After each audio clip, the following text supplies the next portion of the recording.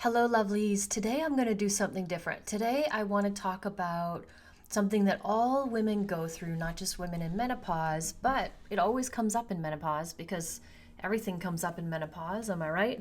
But today I just want to share a program that I took about shame because it was so powerful. And I just want to actually read you one of the sections. That's all I'm going to do today because I can't explain it any better than my teacher because he has spent his whole life focusing on shame and how to unshame ourselves. And as women, we're just doused in shame and we don't even realize it. And so, literally, I'm just going to teach you the course. There's so many different sections on shaming, but I just want to do this one section, which is how to access clean pain when it comes to shaming. And full credit to my teacher, David Bedrick, and Simone Seal. But David Bedrick, this is what he does. He is a genius at this. And if you ever need to go deeper on it, go contact him and work directly with him. So without further ado, I am going to just share with you what I learned in part of my unshaming training about accessing clean pain. So we have good news and bad news. Good news, no matter how long you've been living with shame, it's possible to get liberated. You can rewrite your body's responses and live a powerfully unshamed life, one in which your creative potential is liberated, relationships deepened, and capacity for joy enlivened. Bad news, living an unshamed life does not mean we get a free pass on the uncomfortable, awkward, painful, and sometimes even excruciating experience of being human. This is important to know about life. For as long as you are living on planet Earth as a human being, there will be pain. We will experience stress and strain. We won't always get what we want. We'll encounter friction with those who are different from us. We will lose things that are dear to us. We will leave people we love, and people we love will leave us. There is not one single human being on earth who can opt out of these experiences, but shame drives a wedge between us and our authentic experiences, turning our gaze away from the reality of what we feel so that we are trapped in a judging, shaming narrative instead. Shame says, if your life isn't rosy, you're not happy, if you're not happy all the time, if your relationships aren't picture perfect and you aren't getting everything you want quickly and easily, you are at fault. There must be something that you are doing wrong. When we believe this shaming story, that pain is a sign of our flaws, weaknesses, or brokenness. We lose direct access to our emotions. We get out of our bodies and lose intimacy with our own emotional lives. Not only does that create even more pain, it also means that we are unlikely to see our suffering is pointing us to our gifts. This is important. Unlikely to see that where our suffering is pointing us to our gifts. Unlikely to build the capacity to hold and carry the kind of pain necessary for our deepening and expansion, and unlikely to cultivate the skills to create meaning, learning, and growth from them. Let it be said unequivocally, the unshamed experience of discomfort and pain are not problems. A well-lived life, one that is full of rewarding relationships, meaningful adventures, and the courageous unfolding of your gifts, also necessarily holds pain. But let's be clear, embracing, making room for, and alchemizing discomfort and pain is very different from surrendering to shame. They're totally different things. Carl Jung said, neurosis is always a substitute for legitimate suffering. We take his words legitimate suffering to refer to the pain that is inherent to a fully lived human life, that is, unshamed pain. We also choose to call that clean pain, in a sense that the pain is clean of distorting judgment of shame. When shame shows up, get curious about what clean pain it might be hiding underneath. There's always a gift, there's always a reason. There's always something deeper. There's something there for us. When you identify the feeling, access the direct somatic experience of it, and fully allow it to flow through your body, shame will find less and less room for itself. The distortion of shame will no longer seem compelling when you're faced with the vivid intimacy of an authentic emotional life. So recognize clean pain. We cannot have light without shadow, day without night, and life without death. Clean pain is the other side of the coin and the natural consequence of everything that makes life beautiful and meaningful. My friend Phil Lee used to say, you can't have the sweet without the sour. For example, every time we want something, we risk not being able to have it. The pain of disappointment comes with the power of desiring. Remember that one of the hallmarks of depression is ceasing to desire. When we love a person or an animal, we accept that at some point we will experience the heartbreak of goodbye. Either one party leaves or dies. No relationship is forever, except in the spiritual realm for those who have that belief system, like I do. The pain of loss comes with the privilege of loving. The pain of loss comes with the privilege of loving. When we care deeply about something, we soften and become vulnerable. The potential of heartbreak comes with the beauty of caring. When we love something or even just get comfortable with something, we accept that it will change, for there is nothing on earth that does not change. The discomfort of change comes with the gift of aliveness. Humans aren't solitary animals. Because we live in a society, a community of people who are different from us, and we're lucky, if we're lucky, our communities will embrace and prize diversity rather than punish it. We will not always be understood or liked. That means we will feel the tension of difference. The tension of difference comes with the richness of diversity. When we choose to cultivate a new skill, we will experience the discomfort of initially not being very good at it. The discomfort of not being quite skillful comes with the joy of mastery. I keep that in mind as I'm learning my Spanish, which is really hard, but I know that if I stick with it, I'm going to have that joy of mastery.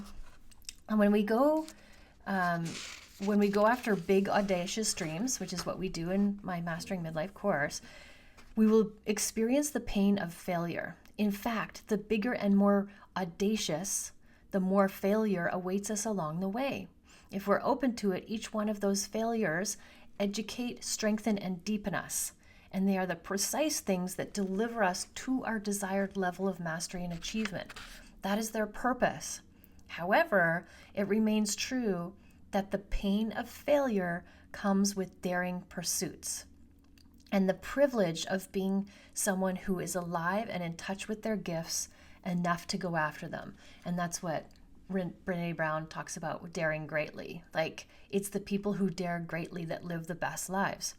Tension is not a problem. Discomfort or awkwardness, not a problem. Neither those nor emotional pain, even deep acute pain, is evidence of you doing something wrong or there being something wrong with you. That's the shaming. There's something wrong with me.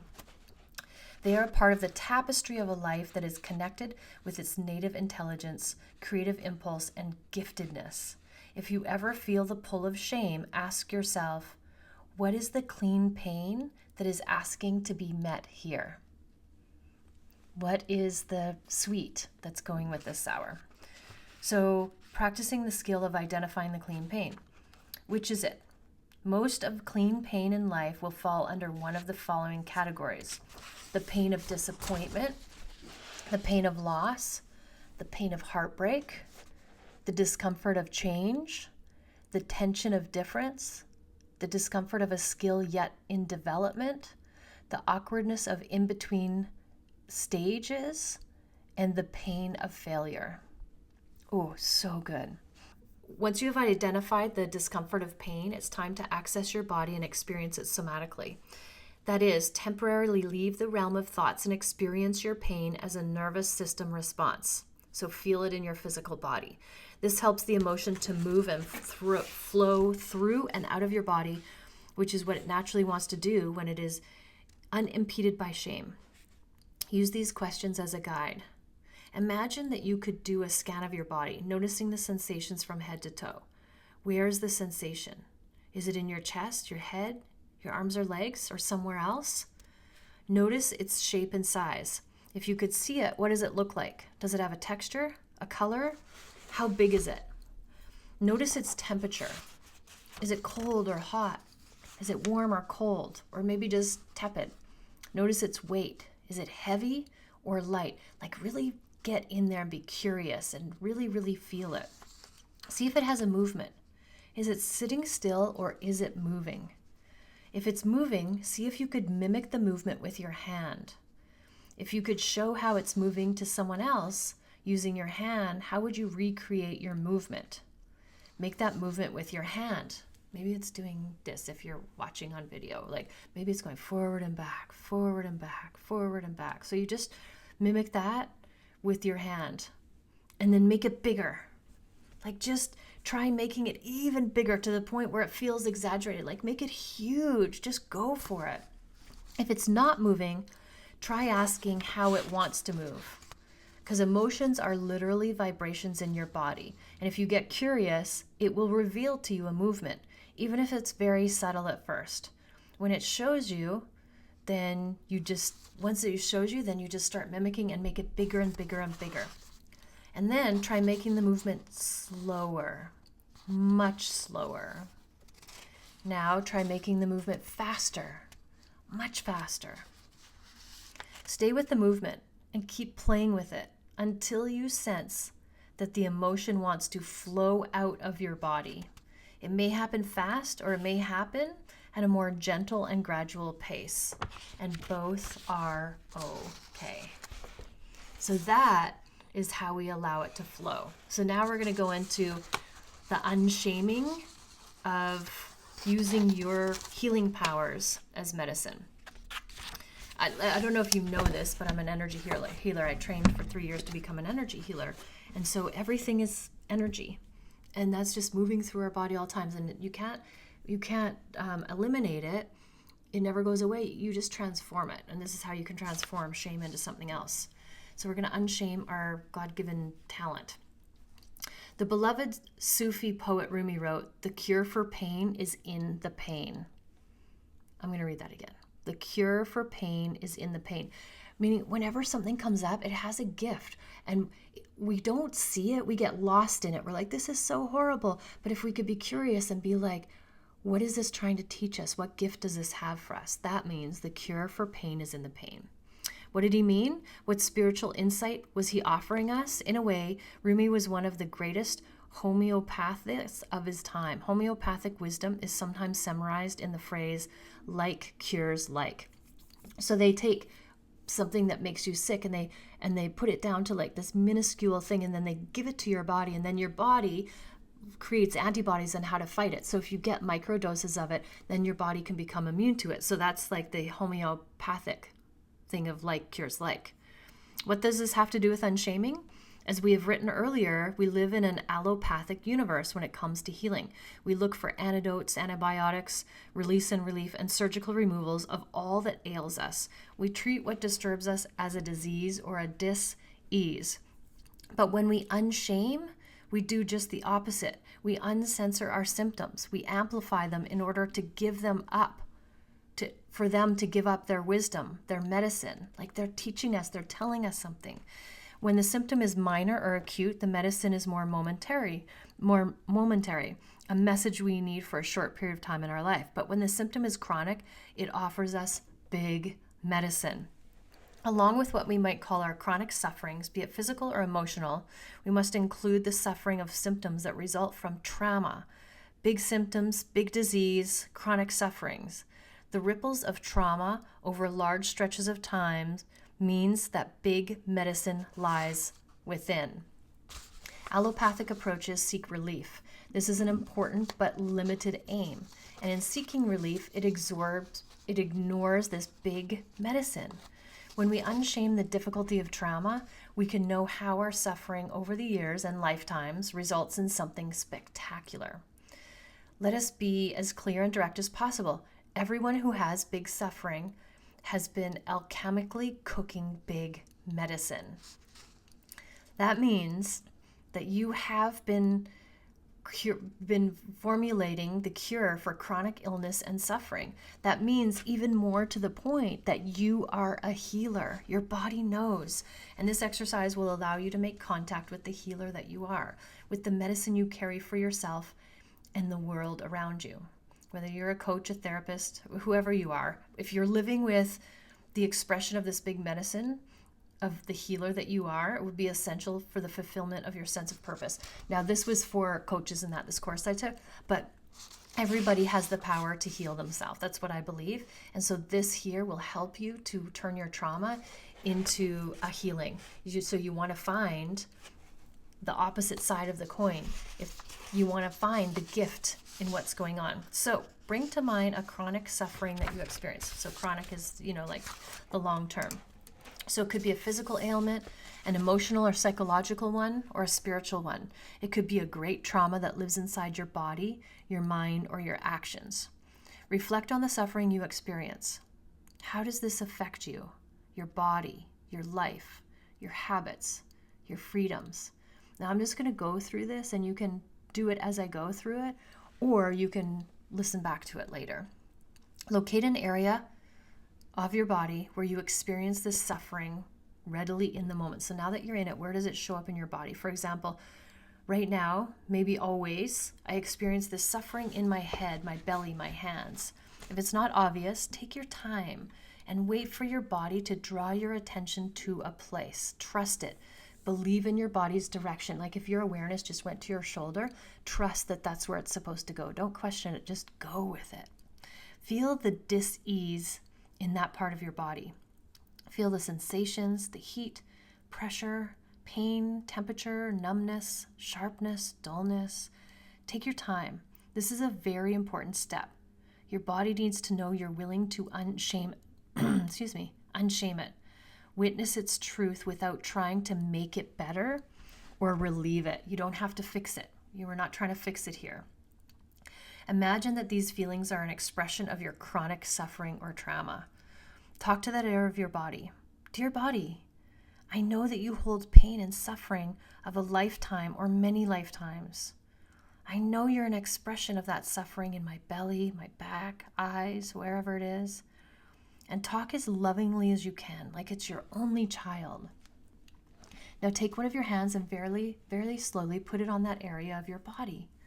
Allow your hand and your fingers to move freely on the surface of your body, touching gently or firmly, or like a point of an acupuncture needle, or stroking or grabbing, whatever you need, whatever it begins to do as it explores this area of your body is perfect. Now allow yourself to believe, because it's true, that this hand belongs to the greatest healer you have ever known in the whole entire world, or the greatest healer you could ever even dream of and create in your brain. What kind of person is that? See them in your mind's eye if you can. What land do they come from? What country? What tribe? How old are they? What is their spiritual orientation to life? And again, just take your time. This is really important to just see this healer. Take as long as you need. Pause the video if you need at any point. So continue allowing that hand to express this healer's touch, their medicine. Be really specific about this touch, the way it touches, and the attitude and the intent behind it. Now take your hand off your body and hold it facing outward toward the world. Send this healing energy to the world. Say words that go along with this energy. Use your words and voice and speak about the big medicine you carry and the nature of the healing that you are meant to do. Now make a totally direct statement. This is my big medicine. This is what I am meant to do in the world. And then share this with others. Oh my gosh, this is just a part of this course that I took from David Bedrick, and it is so powerful. And if you can just listen to this over and over again and know, what I want you to take away from this is that shame is something, especially as women, midlife women, shame is something that really gets in the way, which is meaning we're getting in our own way. And if we can use shame for us, like unshame ourselves, oh my gosh, we can take all of this and realize that there's a gift inside of it. There is the other side of the coin, and that we are so powerful when we stop and listen to what our body's trying to tell us and unshame ourselves. The answers appear, and we can heal whatever it is that we need to heal. And we can see it as a gift instead of a suffering or arduous, torturous cross that we're bearing. There's always a gift in it. But instead of getting caught up in it, we want to be curious and kind to it. And be like, what gift do you have for me? What are you here to tell me? What is the learning? What's the wisdom in this? And then apply your big medicine. Because even though you haven't studied energy healing, all you have to do is follow this protocol and be curious about what this needs. And that, in and of itself, is the big magic. Thank you for listening. Always, always, always love yourself first and have an amazing day.